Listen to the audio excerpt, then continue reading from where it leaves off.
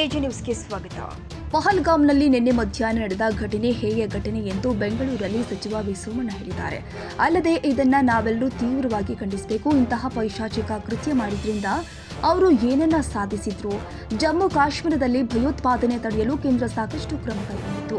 ಇದು ಪಾಕಿಸ್ತಾನದ ಸಂಚಿನಿಂದ ನಡೆದ ಘಟನೆ. ಭಾರತೀಯರೆಲ್ಲರೂ ಇದನ್ನ ಖಂಡಿಸಬೇಕು. ಇಂತಹ ಕೃತ್ಯಗಳನ್ನ ಮಾಡಿದವರ ಮಟ್ಟ ಹಾಕುವ ಕೆಲಸ ಭಾರತ ಸರ್ಕಾರ ಮಾಡುತ್ತೆ. ಇವರು ಮನುಷ್ಯರಲ್ಲರಿ, ಹಿಂದೂಗಳನ್ನ ಟಾರ್ಗೆಟ್ ಮಾಡಿದ್ದಾರೆ. ಅವರು ಮನುಷ್ಯರು ಅಲ್ವೇ ಅಲ್ಲ.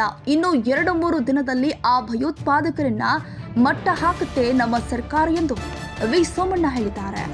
ಜಮ್ಮು ಕಾಶ್ಮೀರದ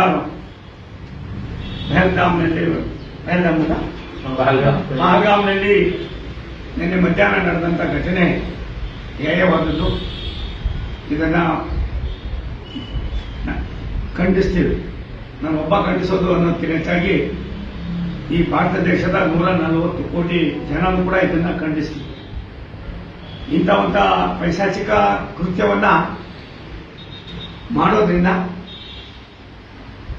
ಏನನ್ನ ಸಾಧ್ಯ ಮಾಡಬಹುದು ಅನ್ನೋದನ್ನ ಅರ್ಥ ಮಾಡ್ಕೋಬೇಕಾಗಿದೆ. ನಮ್ಮ ರಾಷ್ಟ್ರದ ಪ್ರಧಾನಮಂತ್ರಿಗಳು 2 ದಿನಗಳ ಅವರ ಪ್ರೋಗ್ರಾಮ್ ಅನ್ನು ಕೂಡ ಕ್ಯಾನ್ಸಲ್ ಮಾಡಿ ಮತ್ತೆ ಭಾರತ ದೇಶಕ್ಕೆ ವಾಪಸ್ ಬಂದಿದ್ದಾರೆ. ನಿನ್ನೆ ಸಾಯಂಕಾಲನೇ ನಮ್ಮೆಲ್ಲ ನಾಯಕರಾದ ಅಮಿತ್ ಶಾ ಅವರು ಈಗಾಗಲೇ ನಿನ್ನೆ ರಾತ್ರಿನೇ ತಲುಪಿ ಸಂಬಂಧಪಟ್ಟಂತ ಎಲ್ಲ ಪ್ರಿಕಾಷನರಿ ಮೆಜರ್ಸ್ ಅನ್ನು ಕೂಡ ತೆಗೆದುಕೊಂಡಿದ್ದಾರೆ. ನೋವಿನ ಸಂಗತಿ 370 ವಿಧಿ ರದ್ದಾದ ಮೇಲೆ ದೇಶಕ್ಕೆ ಒಂದು ಹೊಸ ಸಂದೇಶವನ್ನು ಕೊಡೋದು ಮುಖ್ಯನ ಜಮ್ಮು ಕಾಶ್ಮೀರದ ಜನರು ಕೂಡ ಮುಖ್ಯವಾಹಿನಿಗೆ ತರ್ತಕ್ಕಂಥದಕ್ಕೆ ಸನ್ಮಾನ್ಯ ಪ್ರಧಾನಮಂತ್ರಿಗಳು, ಸನ್ಮಾನ್ಯ ಗೃಹ ಮಂತ್ರಿಗಳು, ಭಾರತೀಯ ಜನತಾ ಪಕ್ಷದ ಸರ್ಕಾರ, ಎನ್ಡಿಎ ಸರ್ಕಾರ ತೆಗೆದುಕೊಂಡಂತ ಅನೇಕ ಕಾರ್ಯಕ್ರಮಗಳನ್ನ ಅಲ್ಲಿಯ ಇವತ್ತು ಸರ್ಕಾರವು ಕೂಡ ಅದನ್ನ ಪ್ರಶಂಸೆ ಮಾಡಿರ್ತಕ್ಕಂಥ ಉದಾಹರಣೆಗಳು ನಮ್ಮ ಮುಂದೆ ಇದೆ. ಇಂತಹ ಸಂದರ್ಭದಲ್ಲಿ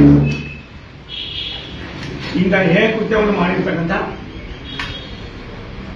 ಇವರೇನು ನಮ್ಮವರು ಅಂತ ಅನ್ನೋದಕ್ಕಿಂತ ಹೆಚ್ಚಾಗಿ ಇದೆಲ್ಲವೂ ಕೂಡ ವ್ಯವಸ್ಥಿತವಾಗಿ ಪಾಕಿಸ್ತಾನದ ಸಂಚಿನಿಂದ ಆಗಿರ್ತಕ್ಕಂಥ ಒಂದು ಹೇಯ ಕೃತ್ಯ. ಇದನ್ನ ಭಾರತೀಯರೆಲ್ಲರೂ ಕೂಡ ಖಂಡಿಸ್ತೇವೆ. ಈಗಾಗಲೇ 26 ಜನರು ಮೇಲ್ಪಟ್ಟು ನಮ್ಮವರು ಸಾವನ್ನಪ್ಪಿದ್ದಾರೆ. ಅವರ ಆತ್ಮಕ್ಕೆ ಶಾಂತಿ ಕೋರೋಣ. ಕರ್ನಾಟಕದವರಾದ ಮಂಜುನಾಥ್ ಅವರು ಶಿವಮೊಗ್ಗದವರು, ಡಾಕ್ಟರ್ ಭರತ್ ಭೂಷಣ್ ಮತ್ತಿಕೆರೆ ಅವರು, ಮಧುಸೂದನ್ ಬೆಂಗಳೂರಿನ ನಿವಾಸಿ, ಹಾಗೆ ಶಶಿಕುಮಾರಿ ಅವರು ಗಾಯಗೊಂಡಿದ್ದಾರೆ. ಇನ್ನು ಕೆಲವರಿಗೆ ಎಲ್ಲೇ ಲೇಟ್ ಆಗಿದ್ದು ಗೊತ್ತಿಲ್ಲ.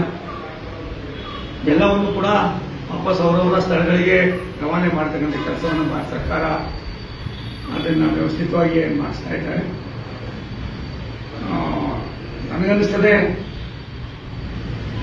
ಇಂಥ ಕೃತ್ಯಗಳನ್ನ ಮಾಡ್ತಕ್ಕಂಥ ಎಷ್ಟೇ ದೊಡ್ಡವರಾಗಿದ್ರು ಕೂಡ ಅವರನ್ನ ಇಡುಮುಡಿ ಕಟ್ತಕ್ಕಂಥ ಕೆಲಸವನ್ನ ಭಾರತ ಸರ್ಕಾರ ಮಾಡ್ತದೆ. ಇಂಥ ಜನೋಪಕಾರಿ ಕೆಲಸಗಳನ್ನು ಮಾಡಿ ಸಾಮಾನ್ಯ ಜನರ ಒಡನಾಟದಲ್ಲಿ ಜಮ್ಮು ಕಾಶ್ಮೀರ ಕೂಡ ಬಂದಿದೆ ಅನ್ನೋ ಮೆಸೇಜ್ ಹೋದ ತಕ್ಷಣ ತಡ್ಕೊಳಕ್ಕಾಗ್ತೀರಾ ಹಿಂದೂಗಳನ್ನೇ ಟಾರ್ಗೆಟ್ ಮಾಡಿರ್ತಕ್ಕಂಥ ಈ ಕೃತ್ಯ ಮನುಷ್ಯರು ಮಾಡೋದಲ್ಲ, ಪಿಶಾಚಿಗಳು ಮಾಡೋದಲ್ಲ. ನಿಮ್ಮನ್ನು ಯಾವ ರೀತಿ ಸಂಬೋಧನೆ ಮಾಡಬೇಕೋ ಗೊತ್ತಿಲ್ಲ. ಇಂಥ ಹೇಯ ಕೃತ್ಯವನ್ನು ಮಾಡಿರ್ತಕ್ಕಂಥ ವ್ಯಕ್ತಿಗಳಿಗೆ ವಿಶೇಷವಾಗಿ ಇದು ಯಾವುದೇ ಸಂಚಿಲ್ಲದೆ, ಪಾಕಿಸ್ತಾನ ಸಂಚಿಲ್ಲದೆ ನಡೀತಕ್ಕಂಥದ್ದಲ್ಲ. ಇದಕ್ಕೆ ಕನ್ನಡಿಗರ ಮೆಚ್ಚಿನ ನಿಮ್ಮ ಎಜೆ 24/7 ನ್ಯೂಸ್ ಕನ್ನಡ ವಾಹಿನಿ ಇದೀಗ ಟಿವಿಯಲ್ಲಿ ಲಭ್ಯ. ವೇಳೆ ನೋಟಿಸ್ ಕೊಟ್ಟಿದ್ರೆ ವಾಪಸ್ ತಗೋತೀವಿ. ಇವತ್ತು ವಕ್ಫ್ ಪ್ರಾಪರ್ಟಿ ಅಂತೇಳಿ ಬರ್ತದೆ ಅಂತ ಹೇಳಿದ್ರೆ ರೈತರು ಬೀದಿಗೆ ಬಂದ್ರೆ ಏನ್ ಮಾಡ್ಬೇಕಾಗತ್ತೆ? ಯಾರು ವೋಟ್ ಹಾಕಿಲ್ಲ ಅಂದ್ರೆ ಗ್ಯಾರಂಟಿನೆಲ್ಲ ಸ್ಟಾಪ್ ಮಾಡ್ಬಿಡ್ತೀವಿ.